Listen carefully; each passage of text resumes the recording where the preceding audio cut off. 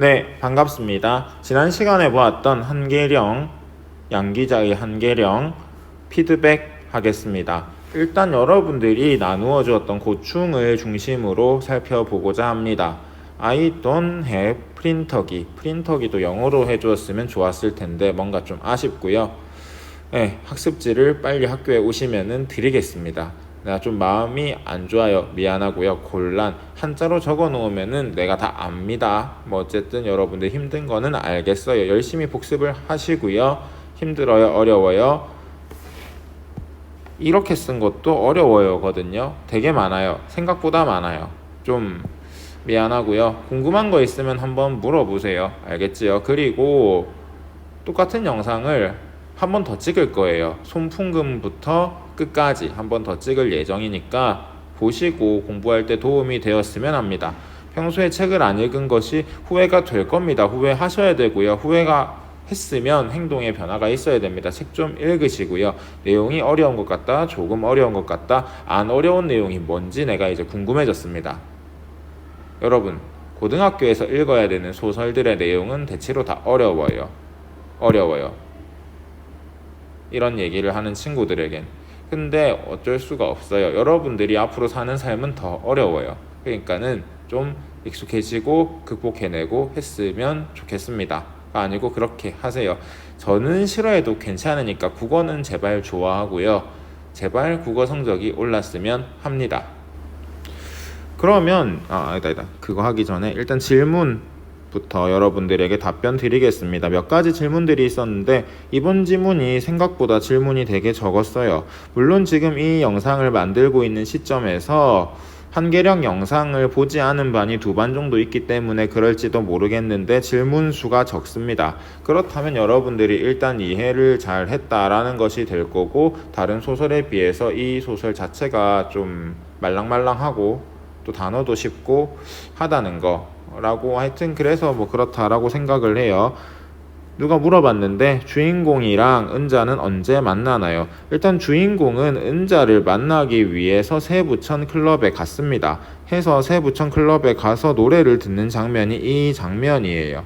근데 은자야 안녕 반갑다라고 인사를 전하지는 않아요. 그냥 노래를 부르고 있는 여가수를 보는데, 노래를 부르는 여가수가 무슨 노래를 부른다? 한계령이라는 노래를 불러요. 근데 이 노래를 통해서 드러나는 저 여자 가수의 속성은 뭐예요? 이 사람은 어떻게 살아왔다? 넘어지고 깨지고 부서지고 하면서도 계속 잘 살아왔다 라는 속성이 이 노래를 부르는 거에서 드러나거든요. 그러니까 이 사람을 누구로 생각하는 거예요? 나는 인사는 안 했지만 은자라고 생각하는 거예요. 그 사람이 부른 노래를 들으면서 오빠를 이해하게 되거든요.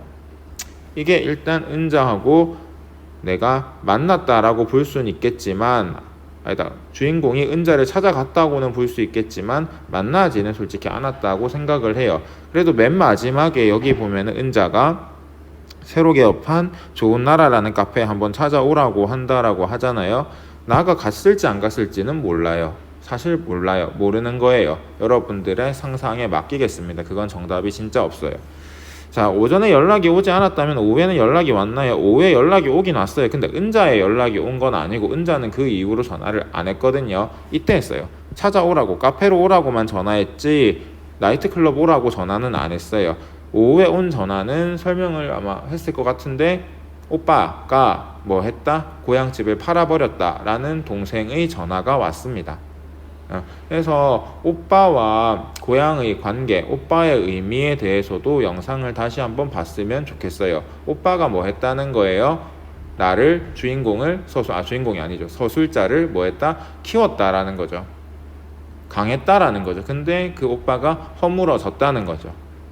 그래서 나는 이제 고향이 어떻게 된 거예요? 오빠를 보면서 훼손이 된 거예요. 강한 오빠, 그게 일종의 고향을 떠올릴 수 있게 하는 표지판이었는데, 오빠가 허물어지면서 나는 고향을 그리워할 수 있는 표지판이 뭐밖에 안 남았다? 은자밖에 남지 않았다 라는 거죠. 그 부분 한 번 더 돌이켜 봤으면 좋겠고요. 3번 질문인데요. 선생님이 설명해 주셔도 솔직히 은자를 만나서 추억을 되새길 수도 있지 않을까라는 생각이 머리를 떠나지 않아요. 그러니까 만나서 추억 떠올리면 안 되나? 이 뭐 이상한 사람 아이가? 약간 이렇게 생각할 수 있는데 맞죠? 감상은 자유라고 내가 이야기를 했습니다. 근데 이 부분 보세요. 자, 선생님이 설명하는 거는 되게 일반적인 게 아니고요. 이 소설에 대한 내용입니다. 일반적인 상식을 내가 가르치는 사람이 아니고 소설을 같이 읽는 사람이에요, 나는. 그래서 이 부분 다시 한번 보세요. 나는 은자가 어떻대요?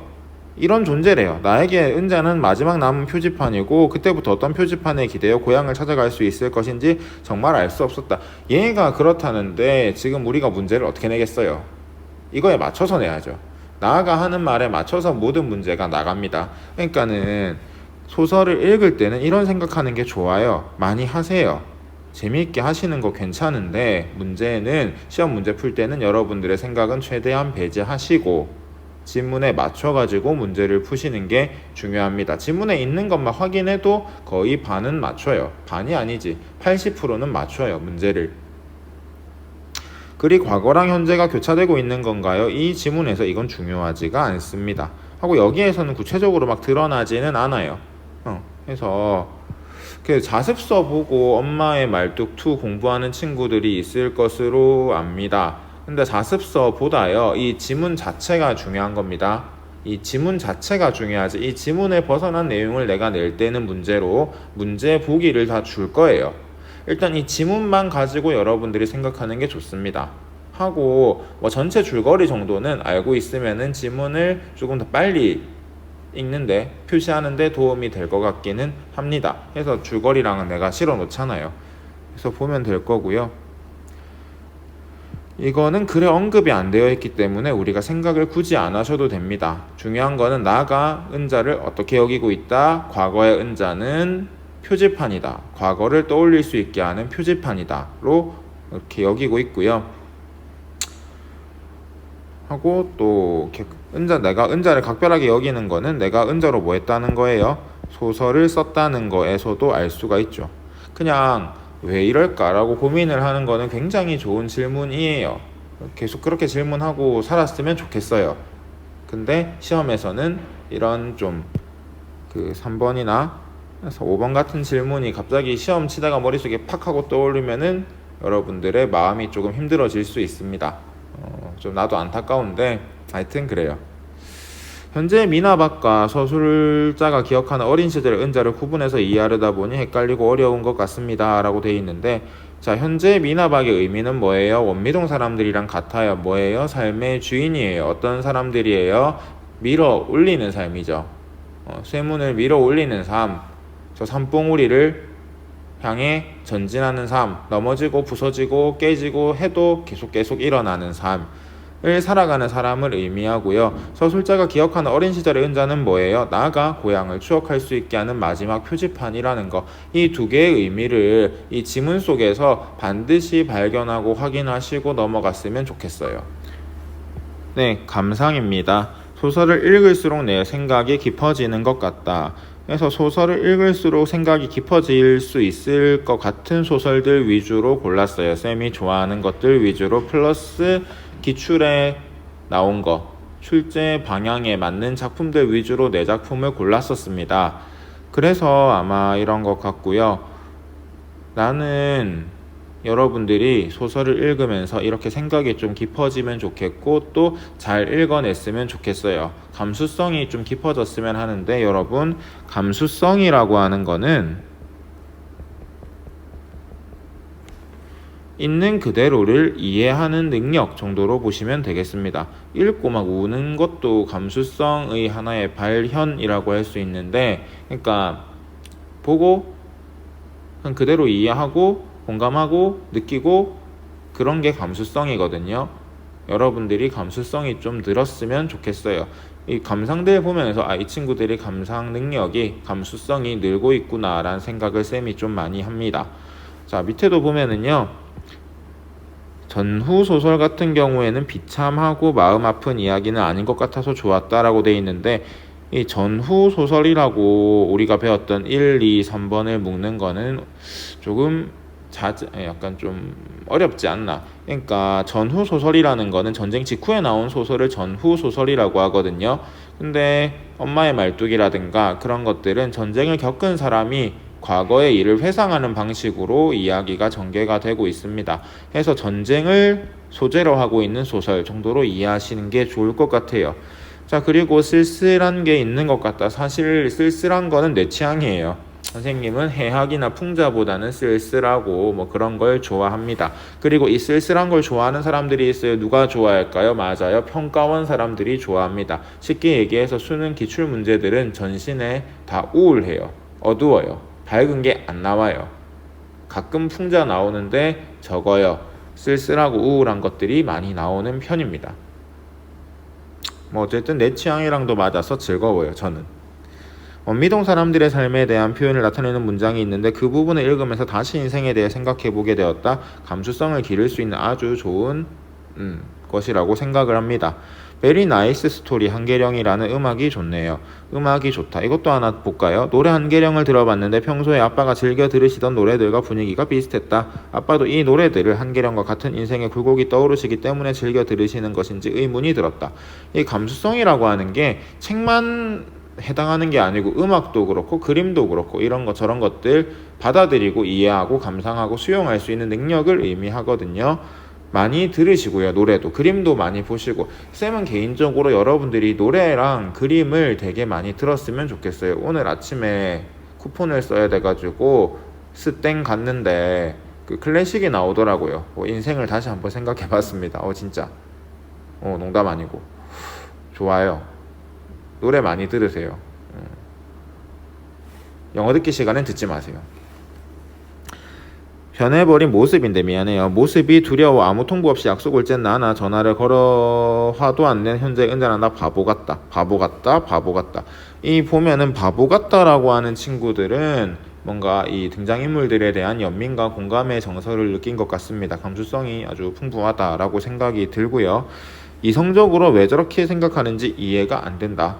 그쵸, 이해가 안 될 수 있어요. 그것도 자유예요. 뭐 이해를 무조건 해야 되는 것도 아니고 아주 좋은 감상이라고 생각하고 나와 다른 사람들에 대해서 한번 고민을 해보는 것도 소설을 읽는 재미가 아닐까. 쌤도 소설 읽으면서 이 뭔데? 이 병신 아이가 왜 이렇게 하는데? 라는 생각을 되게 많이 해요. 이 좀 그래요. 그러면서 인식을 넓혀가는 거죠. 그러니까 내가 여러분들이 우리 반 애들이 아니면은 뭐 3학년 것들이 뭐라 해도 그냥 막 웃고 넘어갈 수 있습니다. 사람을 이해하는 폭이 넓어지거든요. 그건 저한테 있어서 아주 귀중한 거예요. 여러분들도 그런 귀중한 게 좀 생겼으면 좋겠어요. 자, 그렇고요. 그쵸. 만나줬으면 하는 생각이 들었다. 나도 서술자 나도 만나고 싶을 거예요. 사실은. 저 여운이 남는다. 더 기억에 남고 좋은 것 같아요. 그쵸. 이런 작품들 위주로 골랐습니다. 내 편은 그렇게 골랐어요. 자, 내가 나라도 은자 못 보러 간다. 나한테 되게 공감을 많이 했다라는 게 알 수 있고요. 나의 고향은 아직 내가 살던 예전 그대로라서 참 좋은 것 같다. 고향에서 추억을 많이 만들어 놓으시면 정말 이게 귀중한 보물이 됩니다. 이런 추억들이. 네, 그래요. 진짜 약간 30 넘어가니까 좀 팍팍하거든요. 옛날 생각하면 되게 좋아요. 그러니까 내가 20대를 계속 추억한다니까 요새. 그래요 진짜. 20대 때 한량으로 살았던 거 추억하는데 그때가 요새 좀 그리워요. 삶이 힘든가? 하여튼 선생님이 가장 좋아하시는 부분이 그쵸, 이 부분을 읽고 나는 진짜 눈물이 나더라고요. 솔직히 수업 아니고 책 읽었으면 또 눈시울 좀 붉어졌을 거예요. 근데 수업하다가도 좀 울컥하긴 하더라고요. 원미동 사람들이란 책을 읽어보고 싶으면 읽으세요. 아마 도서관에 있을 거예요. 굿. 소시민에 대한 연민의 마음을 담은 내용이 슬프면서도 짠한 느낌이 들었다. 그쵸. 정말 이 한계령을 친구들이 좋아한다는 생각이 많이 들었어요. 기뻤고요. 즐거웠고요. 그래서 한계령을 맨 마지막에 했어야 됐나라는 생각이 들었는데 뭐 어쩌겠습니까. 이미 학습지를 한 거. 오늘 할 작품은 되게 여태까지 했던 작품하고 성격이 좀 다릅니다. 엄청 건조해요. 드라이하고요. 보면은 와씨 뭐 이런 것도 있나 라는 생각이 들 겁니다. 오늘 할 작품의 이름은 김승옥의 서울 1964년 겨울입니다.